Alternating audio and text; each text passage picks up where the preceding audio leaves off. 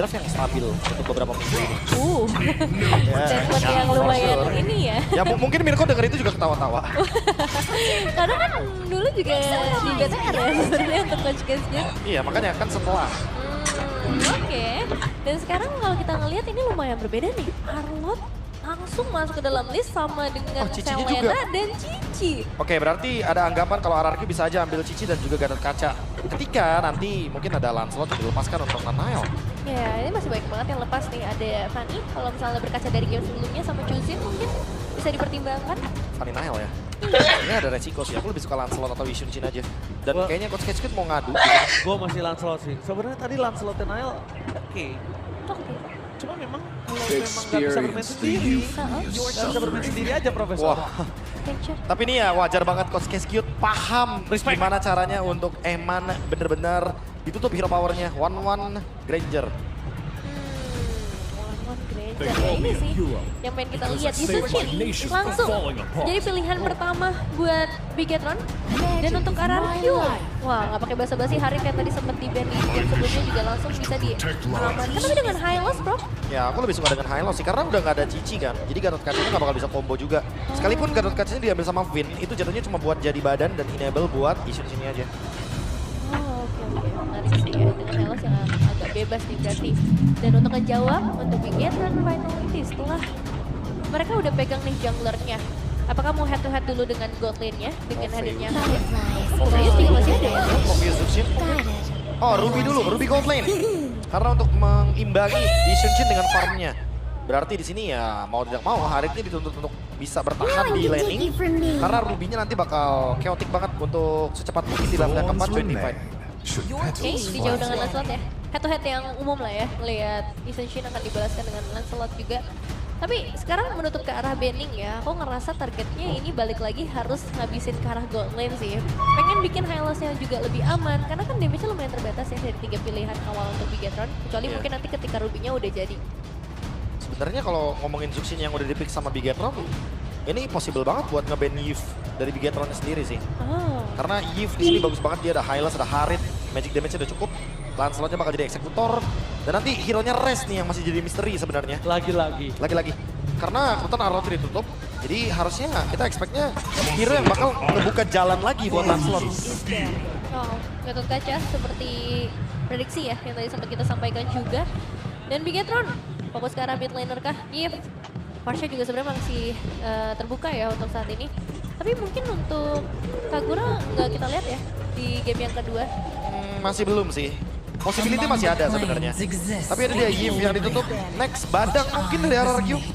Karena dengan adanya Badang nanti Zuxinnya bakal lebih leluasa juga untuk melakukan rotasi. Karena Badang Zuxin cepet banget untuk clear wave. Atau Kalea. Kalea ya, kalau ngomongin ke arah Kalea. Kalea Zuxin kan landingnya powerful banget. Ditambah lagi kan gold lane-nya belum keluar. Nah, Iya. kalau ngomongin ke arah 1-1 dan juga mungkin ada Cloud yang bisa menutup ke arah high loss, Bentix itu juga bisa. Iya ya. Kalau misalnya kalau yang mau diambil, aku rasa Betex ini harus satu paket ya. Karena kalau nggak ada burst damage di awalnya itu sih yang agak dikhawatirkan. Harus mengandalkan dari Shin-nya juga mungkin nanti. Dan grup yang sudah ditutup. Dan tadi ngebuka kesempatan buat Gadang bisa muncul. Badang, Ruby Gold Lane, Zuxin, Yishun Shin. Oh ini sangat disayangkan ya, Arlotnya ditutup sama Bigetronnya sendiri, padahal ini connectionnya kuat banget. Tapi dengan adanya Uranus yang ditutup juga, berarti lagi-lagi di sini hero EXP untuk Res masih menjadi sebuah misteri. Apakah akan disimpan sampai nanti di pick terakhir? Karena untuk pick sekarang pun untuk Rin gak ada masalah harusnya kalau mau pick Farsha. Iya ya, Farsha yang masih available juga akan membuka area of effect yang massive. Dan itu dia, Farsha yang udah di-secure ada di tangan mereka. Kombinasi antara Farsha, Hylos, Harit. Ini areanya untuk teamfight sebenarnya udah sangat powerful ya tangan RRQ. Makanya aku bilang ini Bigetron sangat disayangkan, tapi emang gak ada option lain kan? Iya. Kalau nggak Arlotnya di ban, Arlotnya di kanan udah pasti. Bener sih, karena mereka prayonya tadi langsung ke arah Yishun Shin. Tapi mungkin bisa cari beberapa opsi lain yang bisa ngebuat momentum juga di area roamnya. Dan sekarang di area gold lane juga masih jadi fleksibel nggak sih sebenarnya Ruby-nya? Atau udah pasti gold lane? Kalau menurut Bang Gavin? Aku sih gold lane sih, aku lebih suka jadi gold lane. Karena Khalid momen agresif sepertinya. Kalau gue sih ganti sih. ubah EXP sih. Beda nih. Iya, kalau ya balik lagi. Tapi kali ini kita lihat, oh my god, langsung di god lane. Esmeralda. Berarti kita expect-nya ini EXP lanernya yang udah kedina ya secara nggak langsung lapu-lapu. Apakah Res masih berani untuk mengambil hero tersebut? Karena udah ada Esmeralda yang pertama dan kalau kita ngomongin soal teamfight besarnya akan ada Khalid juga yang tentu akan lebih sering atau lebih aktif di area sungai EXP lainnya nanti. Berat banget sih kalau misalnya mau bawa ke arah lapu-lapu ya.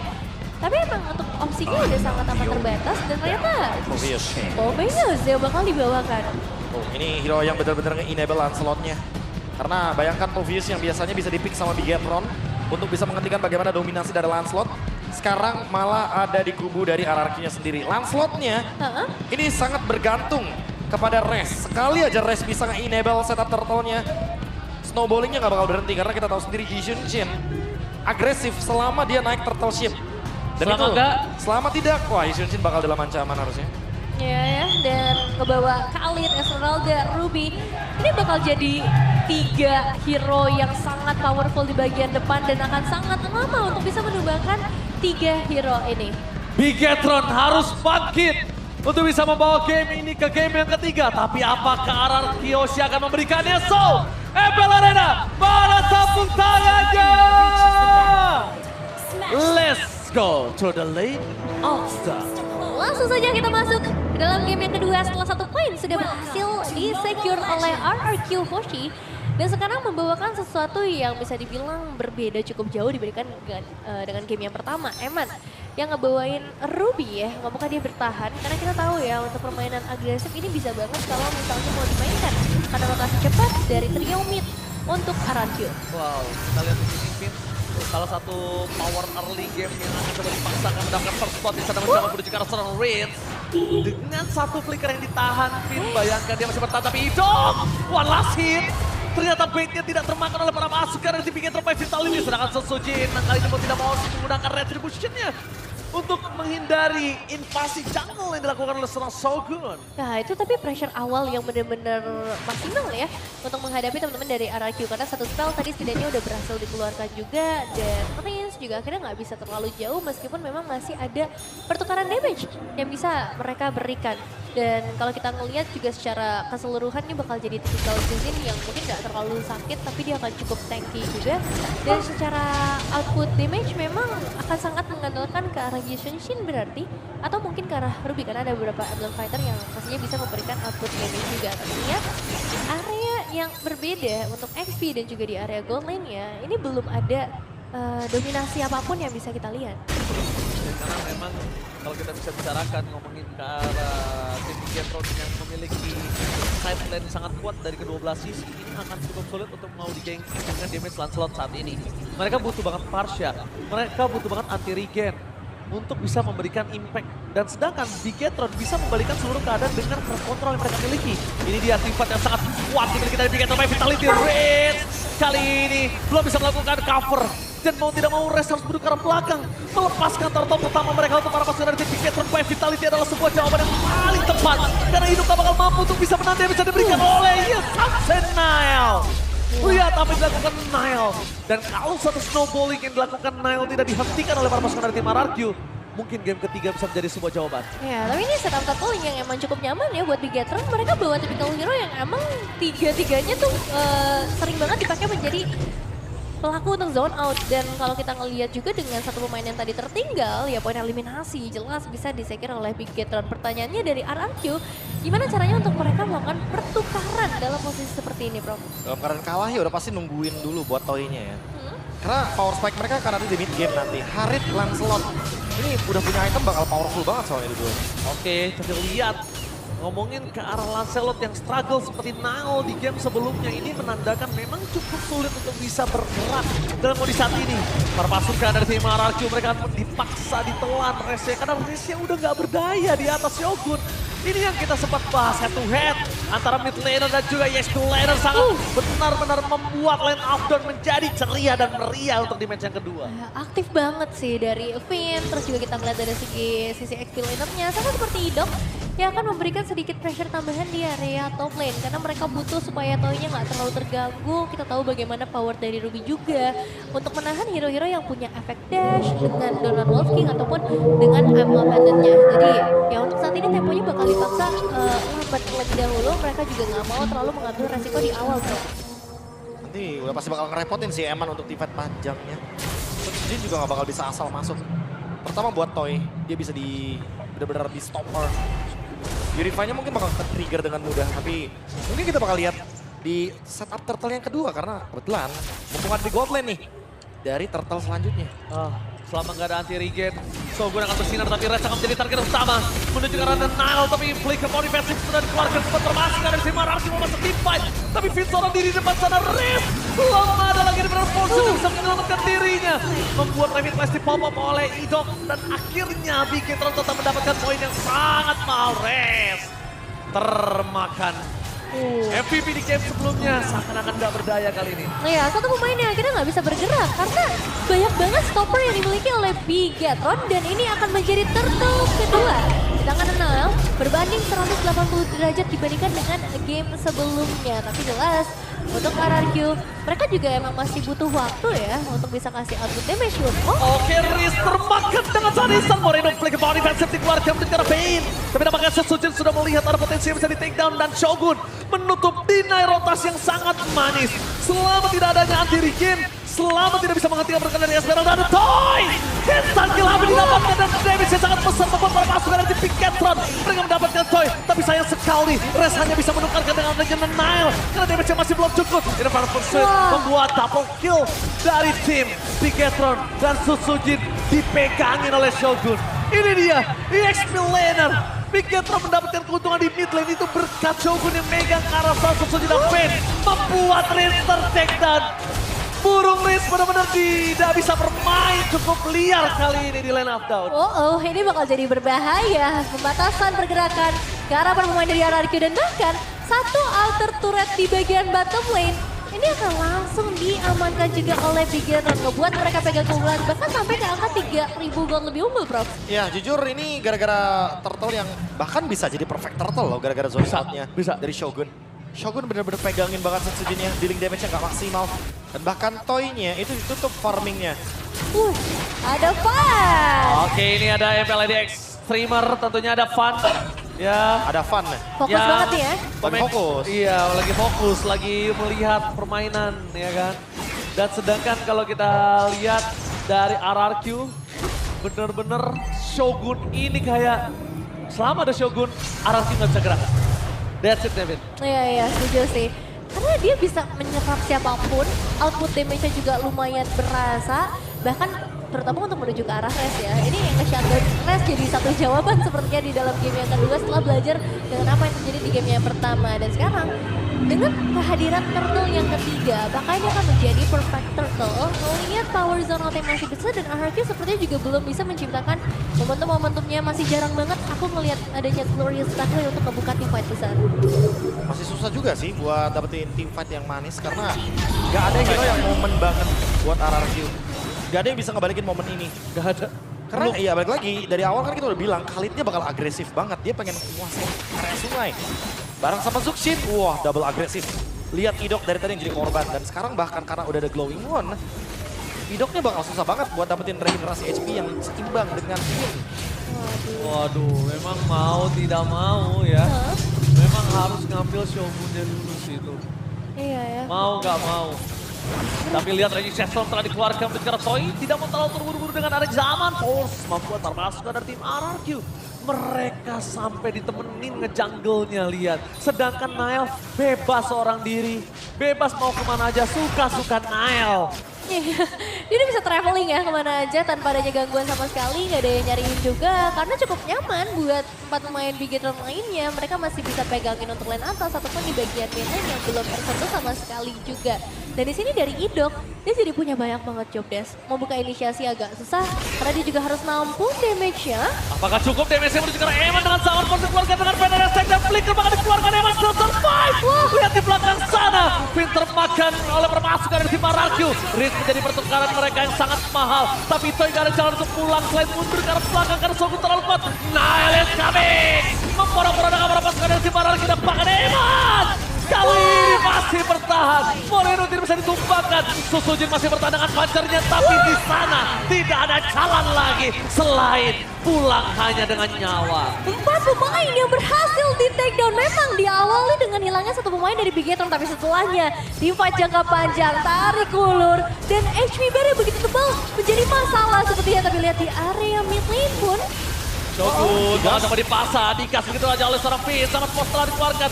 Udah lumayan sakit. Tapi kalau melihat adanya Eman di tengah jalan, kayaknya mereka harus menggunakan niat untuk maju lebih dalam lagi. Itu dia, Nile is coming. Ketika Nile datang, siapapun akan diporak-porandakan.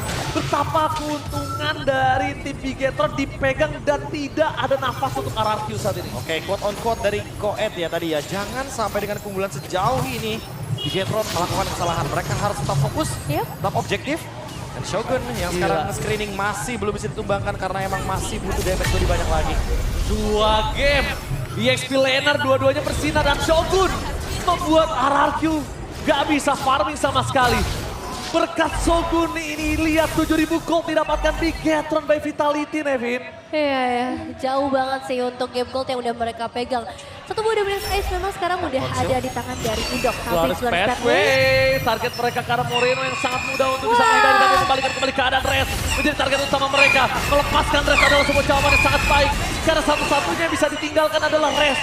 Kalau Restnya tadi nggak berbalik badan, mungkin poin kill lebih dari 1 akan didapatkan. Ya ini puter balik sih dari Ararkyu ya. Mereka udah nggak bisa keluar untuk membuka inisiasi.